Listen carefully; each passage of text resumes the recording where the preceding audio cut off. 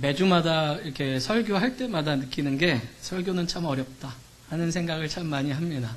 준비할 때마다 어떻게 준비해야 되나 그런 생각도 많이 하고, 아는 말씀이지만 이걸 풀어서 또 설명하려고 하다 보면 여러 가지로 좀 고민에 휩싸이기도 하는데, 이번 주 설교가 그런 내용 중에 하나인 것 같아요. 특별히 오늘은 이 제목에서도 알 수 있는 것처럼 이 인생에 대해서 얘기를 해야 되는데, 어떻게 보면 여기 앉아 계신 분들의 인생의 절반밖에 살지 않은 제가 이제 인생이라는 걸 이야기하려고 하다 보니까 참 많은 고민들, 또 많은 생각을 하게 된 것 같아요. 그러나 어쨌든 하나님께서 말씀을 주셨으니까 여러분들하고 오늘 이 나그네 길의 인생, 이 제목을 가지고 함께 좀 말씀을 나눠보려고 합니다. 혹시 여러분 노래 중에서 그 하숙생이라는 노래 아세요? 하숙생. 그래서 제가 보여드리려고 찾아왔잖아요. 그렇죠? 인생은 나그네 길 어디서 왔다가 어디로 가는가. 인생은 나그네 길 구름이 흘러가듯 정처 없이 흘러간다. 인생은 벌거숭이 빈손으로 왔다가 빈손으로 가는가. 구름이 흘러가듯 떠돌다 가는 길에 정일랑 두지 말자 미련일랑 두지 말자. 최희준 씨가 부른 노래인데, 제가 어렸을 때도 저희 할머니가 꼭 이거 무슨 프로그램 보시면 꼭 나오시더라고요. 눈물 젖은 두만강하고 이 노래는 잊을 수가 없는 노래 중에 하나인데, 어떻게 보면은 대중가요이긴 하지만 우리의 진짜 인생을 참 잘 표현한 것 같아요. 사람들은 늘 생각을 합니다. 인간은, 생명은 어디로부터 와서 어디로 가는가. 그게 모든 철학자들의 고민이에요. 그렇기 때문에 인간은 어떤 목적을 가지고 무엇을 위해서 이 땅을 살아가는가. 그것이 인생의 가치에 대한 철학자들의 고민입니다. 그런데 그게 단순한 철학자들의 고민이 아니라 우리 모두의 고민과 생각이라는 거죠. 나는 지금 뭐하고 살고 있지? 나는 왜 지금 이렇게 살고 있지? 앞으로 어떻게 살아야 되지? 하는 거예요. 자녀들에게도 공부를 하라고 얘기할 때도 왜 해야 되는지 가르쳐야 되잖아요. 너의 인생이 어떻게 돼야 된다라고 얘기하려면 우선은 내가 인생관이 있어야 되는데, 그 인생관이 없으면 그냥 돈 벌어서 잘 먹고 잘 살아라, 이 얘기밖에 할 수 없거든요. 결국에 인간이 늘 고민하고 생각하는 것이 인생이란 무엇인가 하는 건데, 우리가 보통 많이 생각하는 게 참 나그네 같다, 떠돌아다닌다, 또 흘러가는 것 같다 하는 거죠. 진짜로 우리가 생각해 보면 우리가 어떻게 여기까지 왔지 하는 생각 참 많이 들지 않습니까? 야, 한국에서 태어났는데 어떻게 미국까지 와가지고 그리고 여기까지 왔나? 내가 계획했던 것도 아닌 것 같은데 나는 왜 여기까지 왔는가 하는 거 보면 정말 정처 없이 떠돌아다니는 나그네와 같고, 또 우리가 이 세상을 떠나갈 때도 보면 무언가를 쥐고 떠나는 게 아니라 다 두고 가는 그런 거 보면 한편의 여행을 떠나는 것 같다라는 생각을 갖기도 하죠. 오늘 성경의 내용도 그런 내용들이 조금 포함되어 있는데요. 함께 오늘 우리의 인생에 대해서 조금 살펴보려고 합니다. 지난주에 우리는 그 야곱이 애굽까지 내려간 이야기 했어요. 야곱이 요셉이 살아있다는 아들들의 이야기를 듣고 이제 내려가는데, 내려가는 그 길 가운데 마음에 한 가지 고민이 있었습니다. 그게 뭐냐? 하나님께서 부르셔서 이스라 한 땅은 가나안 땅인데 이제는 가나안 땅을 벗어나야 되는 일이 벌어진 겁니다. 아들을 만난다는 것, 죽었다고 생각하는 아들을 만난다는 것은 행복한 것이지만 내가 지금 있어야 할 자리를 벗어난다는 것은 고민이고 걱정인 거예요. 그러니까 어떻게 해야 되나 생각하고 있는데, 부엘세바라는 곳에 도착을 했을 때 하나님께서 직접 나타나셔가지고 용기를 주고 약속을 해주십니다. 어떤 용기를 주셨냐? 야곱아, 두려워하지 말아라. 나는 하나님이다. 여기서 하나님은 전능하신 하나님이라는 거죠. 내가 너와 함께하고 있다. 그리고 내가 너와 함께 내려가겠다라고 하나님께서 약속하시고 용기를 주세요. 그러면서 네가 애굽 땅에서도 큰 민족을 이룰 것이고 다시 돌아오게 될 것이며 너의 눈을 요셉이 감겨줄 것이다. 죽었다고 생각했던 그 아들이 살아서 이제는 나의 눈을 감겨줄 거라고 하나님께서 용기를 주시고 약속을 해주시는 거죠. 그런 용기와 약속을 붙잡고 이제 애굽 땅으로 내려가게 돼요. 그래서 야곱의 가족이 이제 46장에 보면은 70명이다 이렇게 얘기합니다. 야곱 가족도 대단하죠. 70명이나 되니까. 그래서 70명의 자손들이 고센이라는 땅에 가게 돼요. 그리고 거기서 야곱은 요셉을 만납니다. 한번 머릿속에 상상해 보세요. 죽었다고 생각했던 아들이 내 앞에 딱 나타난 거예요. 얼마나 기뻤겠어요. 그렇죠? 그 노구를 끌고 아마 그냥 벌떡 일어나서 그 아들을 향해 달려가서 목을 어금맞고 끌어안고 울면서, 성경에서도 그래서 한참 동안을 울었다, 얼마간 울었다 이렇게 표현하는데요. 한참 동안을 그 아들과 함께 울면서 반가움을 표시하죠. 그리고 나서 요셉이 이제 형들에게 앞으로 바로에게 가면 뭘 얘기해야 되는지를 가르쳐 줍니다. 그게 뭐냐 하면 우리는 목자다라는 걸 계속 얘기하라는 거예요. 우리는 목자입니다. 그래서 애굽 사람과 가까이 할 수 없고 떨어져서 지내야 되는데 고센 땅을 우리에게 주십시오. 그 얘기를 계속 하도록 가르쳐줘요. 그래서 그 중에서도 5명의 형제들을 뽑습니다. 그래가지고 그 5명의 형제를 뽑아서 바로왕 앞에 데리고 가요. 그래서 뭐 어떤 신학자는 그렇게 얘기하기도 해요. 똑똑한 형제들, 그래서 말 잘하는 형제들 5명을 데려갔다. 뭐 그런 얘기도 있는데 그 유다 라피들은 반대로 생각해요. 히브리 라피들은 아마 가장 좀 어리숙한 사람을 데려갔을 거다. 그래야 바로왕이 경계를 하지 않으니까. 총리라는 애가 있는데 자기 집안 사람 다 데리고 와서 구테타 일으킬 수도 있잖아요. 근데 어리숙한 사람들이 와가지고 저는 목자고요. 뭐 할 줄 아는 것도 없고요. 뭐 이러면 그래 쟤네들한테는 땅 줘가지고 맡겨도 되겠다. 이런 생각이 들었을 거라는 거예요. 어쨌든 이 5명을 데려가서 그걸 가르치고 바로왕에게 이야기를 한 다음에 바로왕이 허락을 해줘요. 그래서 나갑니다. 그리고 나서 오늘 우리가 본 이 본문이 나오는 거예요. 오늘 본문 말씀해 보면은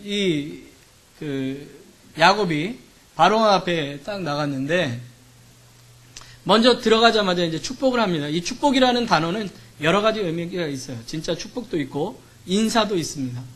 그래서 어떤 사람은 가볍게 아마 야곱이 왕 앞에 갔으니까 인사를 했을 거다라고 표현하기도 하지만 우리 성경에는 이제 축복했다 이렇게 번역하죠. 어쨌든 그에게 복을 빌어주는 거예요. 축복이라는 말은 복을 빌어줬는데 이 사람이 야곱을 딱 보고 나서 바로가 이렇게 얘기하는 거예요. 너 나이가 몇 살이냐? 이렇게 물어보는 거죠. 연세가 얼마나 되십니까? 이렇게 물어보는 거예요. 요셉을 보니까 요셉은 젊지 않습니까? 근데 야곱이 딱 들어왔는데 야곱은 지금까지 어떤 인생 살았죠? 이제 이게 나오잖아요. 내 나그네 길의 세월. 나오는 것처럼 이 사람의 세월은 지금까지 나그네의 세월이었거든요. 맨날 떠돌아다니고 그리고 양치고 그러다 보니까 맨날 밖에서 자고 그러니까 얼굴이 이게 기름지거나 뽀송뽀송한 그런 얼굴은 아니었겠죠. 햇빛에 늘 그을리고 그랬던 얼굴. 그런데다가 수많은 어려움을 겪었잖아요. 밑에 이제 험악한 세월에 대한 표현도 하겠지만 험악한 세월 살았잖아요. 딸이 강간당하기도 하고 아들이 죽었다고 생각하기도 하고. 여러분 그 정신적인 충격을 받으면요. 우리 옛말에 이런 말 있죠. 10년 감수했다. 네. 진짜 깜짝 놀랄 만한 일을 하면 10년 감수했네? 그런 얘기 나오잖아요. 제가 어렸을 때 봤던 드라마 중에 전설의 고향이라는 드라마가 있었는데 혹시 기억나세요? 거기 보면은 그 10년 감수에 대한 내용이 나와요. 어떤 사람이 이 귀신을 보고 이제 10년 감수하고 나서 그 다음날 보니까 머리가 백발이 돼가지고 나오는 그런 장면이 나오는데 진짜 사람이 마음고생 하잖아요. 그러면 진짜 팍 늙어 보여요. 얼굴 피부뿐만 아니라 머리도 갑자기 희거나 머리가 빠지거나 그렇게 돼서 저 사람 진짜 고생했겠구나 하는 생각이 드는 거죠. 야곱을 딱 보니까 그런 거예요. 그러니까 이 사람이 물어봐요. 도대체 몇 살이나 됐습니까? 당신의 인생은 어땠습니까? 그거죠. 여러분 나이라는 건 단순히 나이가 아니죠. 숫자가 아니잖아요. 그렇죠? 우리 교회에 연락하신 분들이 있지만 이분들이 살아오신 날들 여기서 얘기하는 세월이라는 단어 이 세월이라는 단어는요. 날들이라는 말입니다. 날 하루하루가 모여있는 날들이 세월인 거예요. 그러니까 여러분들이 살아온 세월은 하루하루의 날들이 쌓여 있는 거잖아요. 그러니까 당신의 나이가 몇입니까? 이거는 당신이 지금까지 살아온 세월은 어떤 세월입니까? 라는 것을 질문한 거랑 똑같은 거예요. 그러니까 바로가 이렇게 물은 거예요. 그러니까 야곱이 바로에게 이렇게 얘기한 거죠. 내 나그네 길의 세월, 나의 세월, 나의 날들이라는 것은 나그네의 길이었습니다. 그런데 그 날들은 130년이었습니다. 라고 얘기하는 거예요. 근데 내 나이는, 나의 날들은 얼마 되지도 못합니다. 우리 조상의 나그네 길의 세월에 미치지 못합니다. 라고 얘기하는 거예요. 나만 나그네가 아니라 누구도 나그네야? 우리 조상들도 다 나그네였다라고 얘기하는 거예요. 창세기 12장부터 시작하는 이 아브라함 가족의 이야기는 이렇게 시작하죠. 여호와께서 아브라함에게 나타나셔서 너는 본토 친척 아버지 집을 떠나서 내가 내게 지시할 땅으로 가라. 지시한 땅도 아니에요. 지시할 땅이에요. 가다가 하나님께서 왼쪽으로 가라 그러면 왼쪽으로 가고 오른쪽으로 가라 그러면 오른쪽으로 가야 되는 거예요. 어디 한 군데에 정착한 것도 아니에요. 계속 떠돌아다니는 거예요. 그래서 4절에 뭐라 그래요? 아브라함이 여호와의 말씀을 따라갔다. 쫓아갔다 그러는 거예요. 그러니까 아브라함의 인생부터가 어떤 인생이에요? 나그네 길의 인생이에요. 그래서 나중에 아내가 죽어가지고 그 아내를 위해서 매장지를 얻는데 그 매장지를 얻으러 나가서 뭐라고 얘기하냐면 나는 당신들 중에 나그네요. 우고하는 자니. 나는 여기에 우고하지만 나그네입니다. 이렇게 얘기해요. 그러니까 자기의 자존감이 늘 어떤 거예요? 나는 나그네. 하나님께서 인도하시면 어디든 떠나가야 되는 나그네라는 거죠. 그래서 실제로 가나안 땅에 왔지만 애굽도 가고 그랄 땅도 가고 헤브론 지역에도 있고 부엘라 헤로이도 있고 뭐 여기저기 떠돌아다니면서 지내는 그런 나그네였다는 거죠. 그렇게 175년을 살았어요. 아브라함. 이삭은요. 이삭도 마찬가지죠. 아버지가 있었던 지역을 주로 살기는 했지만 그도 가뭄이 드니까 그랄 땅에 거하면서 있었던 거예요. 그렇게 180년을 사는 거예요.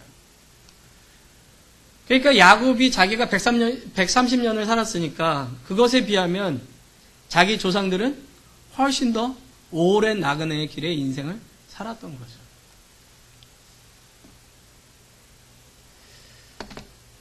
뿐만 아니라 하나님께서 이 아브라함에게 뭐라고 말씀하셨냐면 창세기 15장 13절에 여호와께서 아브라함에게 이르시되 너는 정령이 알라 내 자손이 이방에서 객이 되어. 객이라는 말은 나그네잖아요. 그러니까 이제는 앞으로 너의 가족들이 애굽에서 객이 될 것이다 그랬는데 실제로 지금 어떻게 해요? 다시 야곱이 70명을 이끌고 내려갔잖아요.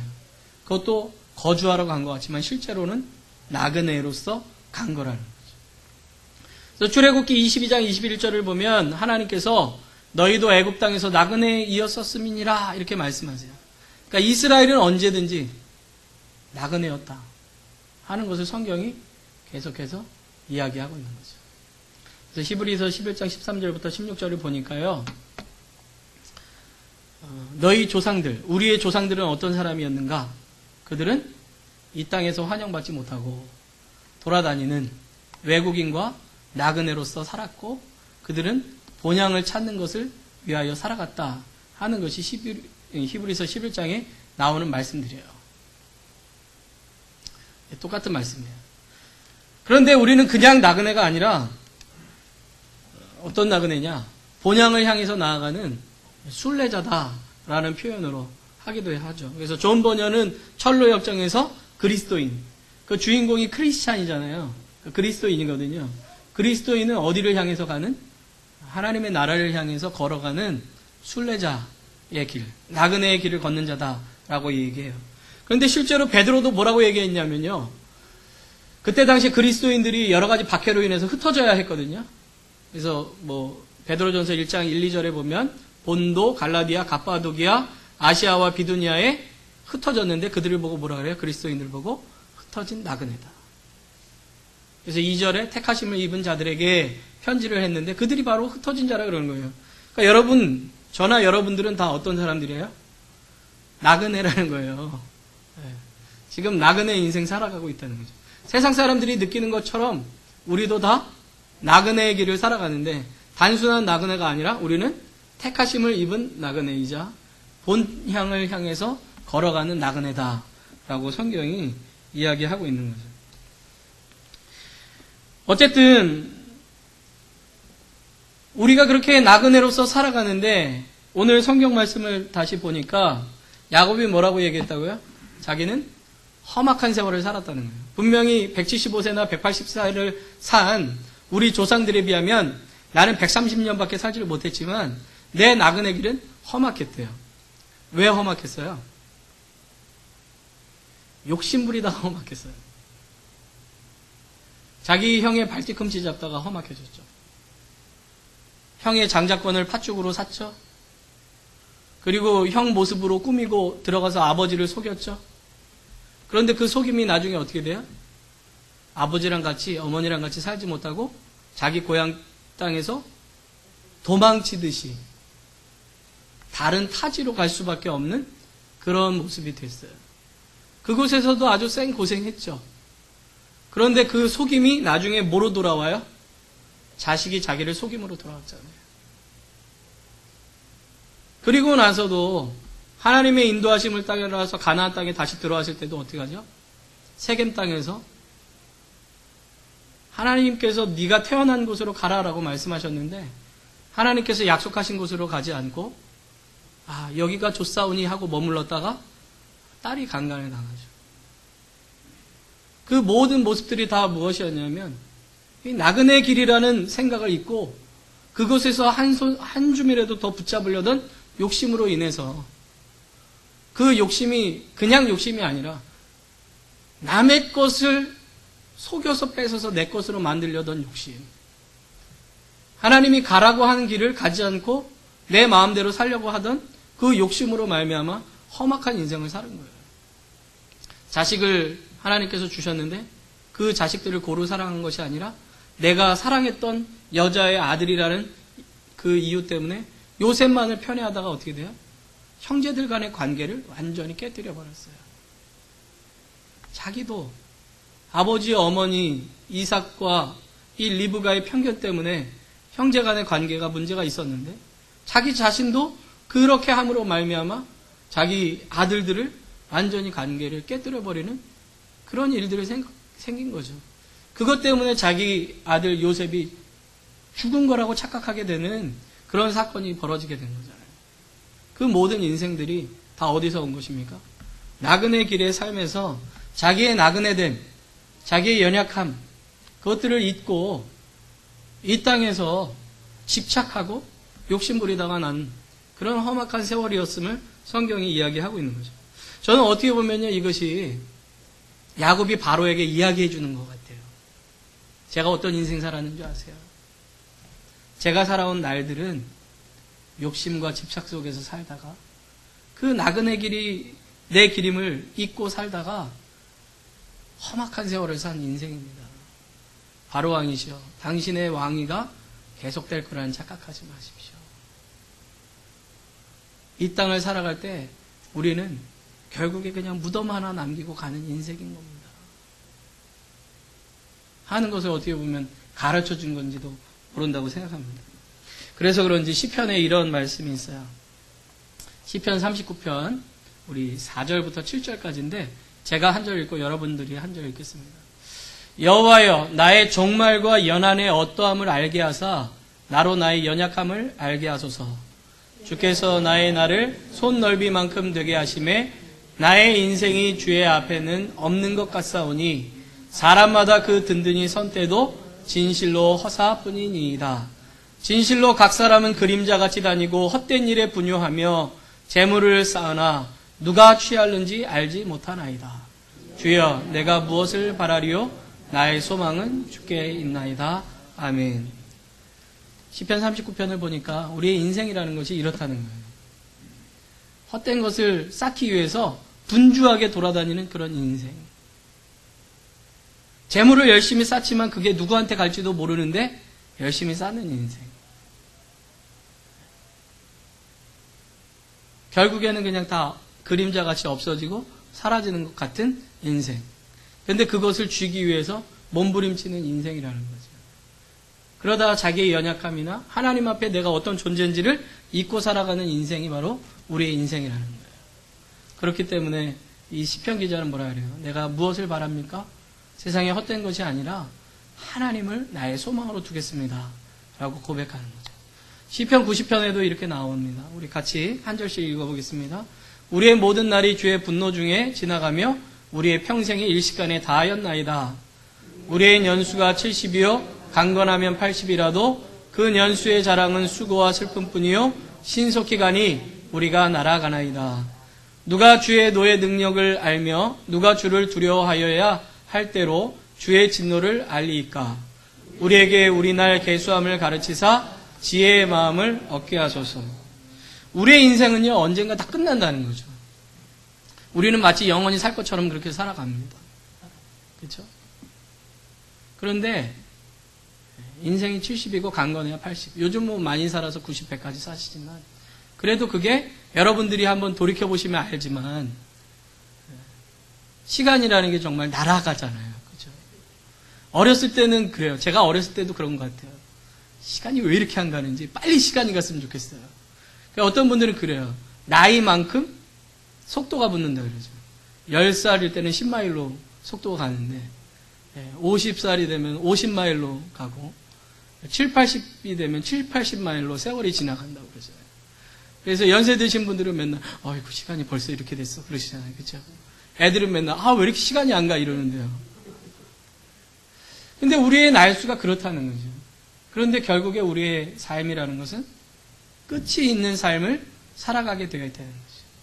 나그네로 살아가다가 그 나그네의 인생이 언젠가는 끝나는데 그 끝나는 것들을 기억하지 못하고 살아간다는 거죠. 여러분 여행 잘하는 사람은요 짐이 가벼워요. 여행을 못하는 사람일수록 뭐든지 쌉니다. 이것도 넣어야 될 것 같고 저것도 넣어야 될 것 같고 이것도 필요할 것 같고 저것도 필요할 것 같고 막 뭐 3박 4일을 가는데 옷을 10벌씩 막 가져가고 그러는 거예요. 먹을 것도 그냥 바리바리 다 싸갖고 하고. 그러니까 가는 길이 험난해요. 어렵고 힘들어요. 그런데 여행을 오래 오히려 길게 다닌 사람은요 가벼워요. 뭐가 필요한지를 다 알아요. 버려야 될 건 버려요. 그러니까 나그네로 살아갈 때 버릴 거는 버릴 줄 아는 지혜가 필요한 거예요. 꼭 우리의 인생 속에 필요한 것들을 붙잡을 필요가 있는 거예요. 그런데 그 지혜가 어디서부터 오느냐? 하나님께로부터 온다는 거예요. 그렇기 때문에 시편 기자는 우리에게 그 지혜의 마음을 주셔서 이 땅에 우리가 추구해야 될 것, 필요한 것들을 쫓고 살아가게 하시고 이 땅에서 없어도 될 것에 대해서 집착하며 살지 않도록 도와주십시오라고 이야기하는 거예요. 제가 아까 일부 예배 때도 이제 그 이무열 집사님하고 얘기를 쭉 했는데 제가 아마 여러 번 얘기했을 거예요. 우리가 늘 가족의 행복을 위해서 일해요. 그렇죠? 가족의 행복을 위해서 일하는데 한국에 보면은 아빠들이 자식들하고 대화하는 시간이 5분이 채 안 된다는 거죠. 아침에 일찍 출근해가지고 한국은 또 뭐가 있죠? 밤에 회식이라는 게 있어가지고 출근해가지고 저녁 때 빨리 퇴근해야 되는데 퇴근도 못하고 회식하고 밤늦게 들어오는데 대부분 이제 술에 취해서 들어오잖아요. 그러면 이제 그냥 맨날 잠들어 있는 애들을 보든지 아니면 그냥 술에 취해서 들어와서 샤워하고 그냥 잠 자요. 그러면 아침에는 쓰린 속을 붙잡고 다시 일어나서 또 출근하는 거예요. 그게 일상에 반복되는 거죠. 가정의 행복을 위해서 일하지만 실제로는 자녀들과 대화를 제대로 해보지도 못하고 따뜻한 말 한마디 주지도 못하고 사춘기 때 그 아이들이 가진 고민이 무엇인지도 모른 채 지나가 버리는 거예요. 부부간의 관계도 마찬가지 아닙니까? 사랑해서 결혼해서 서로 헤어지기 싫어가지고 한 집으로 모였는데 한 집에 있지만 이제 남같이 된 거죠. 같은 집을 쓰는 이상한 아저씨가 돼버리는 거예요. 남자. 애들은 돈 벌어다 주는 아저씨. 이렇게 되는 거죠. 그러니까 진짜 서로를 사랑하며 행복하게 하겠다는 이 가정이라는 개념이 정말 이 세상을 살기가 힘들기도 하지만은 우리의 몇 가지 욕심만 좀 포기하면 좀 더 가질 수 있는 그 시간들을 우리가 놓치게 될 때가 참 많이 있다는 거예요. 제 얘기 같네요. 앞으로 제가 잘해야 되겠죠. 성경에서 그 이야기를 해주는데 전도서에서 그래서 이렇게 얘기하는 거예요. 전도서를 보면 12장 1, 2절 말씀을 보면 너는 청년의 때 곧 공고한 날이 이르기 전 나는 아무 낙이 없다고 할 해가 가깝기 전에 너는 창조자를 기억하라. 해와 빛과 달과 별들이 어둡기 전에 비 뒤에 구름이 다시 일어나기 전에 그리하라. 전도서 3장을 보면은 모든 것에는 때가 있대요. 일할 때도 있고 뭐 할 때도 있고 다 때가 있는데 결국에 우리의 그 때가 나중에는 어떤 때야? 청년의 때가 다 지나고 주님을 만날 때가 있는데 그 때에 우리는 주님을 기억해야 된다는 거죠. 그렇지 않으면 우리의 삶이라는 것은 허망할 수밖에 없는 거죠. 그래서 전도서 마무리에 이렇게 얘기합니다. 이래 결국을 다 들었으니 하나님을 경외하고 그 명령을 지킬지어다. 이것이 사람의 본분이니라. 하나님은 모든 행위와 모든 은밀한 일을 선악간에 심판하시리라. 솔로몬이라는 사람이 전도서를 썼다고 치자고요. 신학자들은 분분한데 어쨌든 솔로몬이 썼다고 치고 솔로몬은 모든 걸 다 가진 사람 아닙니까? 1000명의 아내와 첩을 가지고 있는 사람이고 그때 당시에 모든 재물을 갖고 있고 세상에 그 누구도 비견할 수 없는 지혜를 가진 사람이에요. 근데 그 사람이 뭐라 그래요? 헛되고 헛되며 헛되니 모든 것이 헛되도다. 아무리 맛있는 거 먹어봤더니 다 그 다음날 보니까 다 싸고 있는 거죠. 먹을 때는 행복한데 결국에는 배설물일 뿐이고 아무리 많은 쾌락을 누려봤지만 그 다음날 가보면 허무하고 허망하고 별것 아니고 나이 들어서 이제 죽을 때 되다 보니까 내가 해놓은 것이 뭔가 있는 줄 알았더니 별것 아니고 아 인생이란 참 헛되구나 하는 것을 알고 글을 써주는 거예요. 자식들한테요. 그런데 진짜로 느끼는 것들이 무엇이냐면 내가 하나님 없을 때는 허무하고 허망한 이 인생이지만 그것이 하나님 안에 있을 때 가치 있는 인생이 될 수 있다는 것을 얘기해 주는 거예요. 전도서가. 그래서 너희가 언제든지 누구를 기억해요? 여호와를 기억하라는 거죠. 그렇지 않으면 우리의 나그네의 길과 그 모든 인생은 그냥 헛되고 한숨뿐인 인생이 될 수밖에 없다라는 것을 성경이 우리에게 이야기해 주는 거죠. 그래서 성경이 예수님을 뭐라고 표현하냐면 길이요, 진리요, 생명이시다라고 표현하고 있어요. 우리가 올바로 갈 수 있는 길. 나그네가 걸어가야 될 바른 길. 나그네가 알아야 될 올바른 지식. 어디를 향해서 무엇을 향해서 걸어가는지를 가르쳐 주시는 분. 그래서 예수 그리스도 안에 있는 것이 우리 안에 얼마나 큰 행복이며 축복인지를 성경이 이야기해 줍니다. 사실 인생이란 다 쉽지 않잖아요. 그렇죠? 우리가 보기엔 저 사람은 좀 더 나보다 가졌으니까 행복할 것 같지만 그것 때문에 힘들어 하거든요. 자식이 없으면 없는 대로 힘들고 있으면 있는 대로 힘들고 부를 가졌으면 가진 대로 힘들고 없으면 없는 대로 힘들고 내가 알지 못하는 인생을 다 힘들게 살아가요. 그러나 우리 그리스도인이 그나마 소망을 품는 것은 하나님께서 우리를 향해서 예비하신 본향이 있고 우리는 그 길을 향해서 걸어가고 있다는 믿음 때문이라는 거죠. 제가 오늘 마무리로 여러분에게 시를 한 편 읽어드리고 싶어요. 제가 시는 잘 모르는데 제가 좋아하는 시 한 편이에요. 천상병 시인이라는 시인이 쓴 귀천이라는 시입니다. 나 하늘로 돌아가리라. 새벽빛 와 닿으면 쓰러지는 이슬 더불어 손에 손을 잡고 나 하늘로 돌아가리라. 노을빛 함께 단 둘이서 기슭에서 놀다가 구름 손짓하면은 나 하늘로 돌아가리라. 아름다운 이 세상 소풍 끝내는 날 가서 아름다웠더라고 말하리라. 우리의 인생이 이렇게 잠깐 왔다 가는 그 나그네와 같은 인생인데 여러분들은 어떤 인생으로 마무리 짓고 싶으세요? 이 시인은 이렇게 얘기하는 거예요. 나는 소풍 왔다가 갑니다. 그런데 그곳에 더 아름다운 것이 있는 거죠.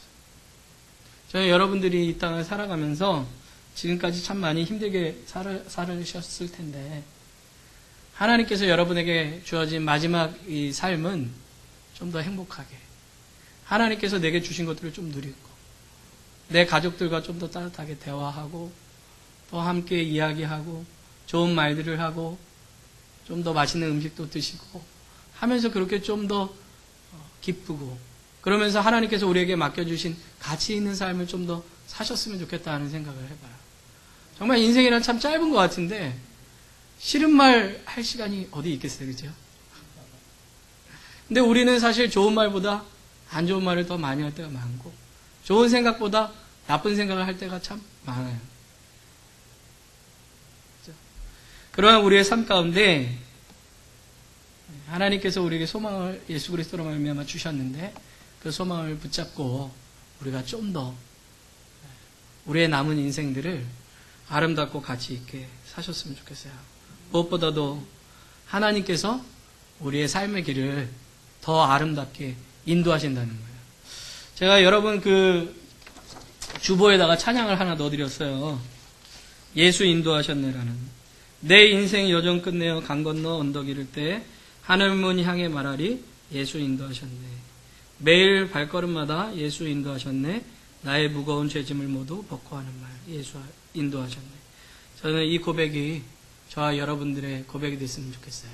하나님, 나의 인생의 길이 때로는 험악했을지라도 주님께서 나를 인도하셔서 제가 이렇게 살았습니다. 그리고 앞으로 주님께서 나를 인도하시니 더 주님 안에서 행복을 누리며 살고 싶습니다. 라고 고백했으면 좋겠어요.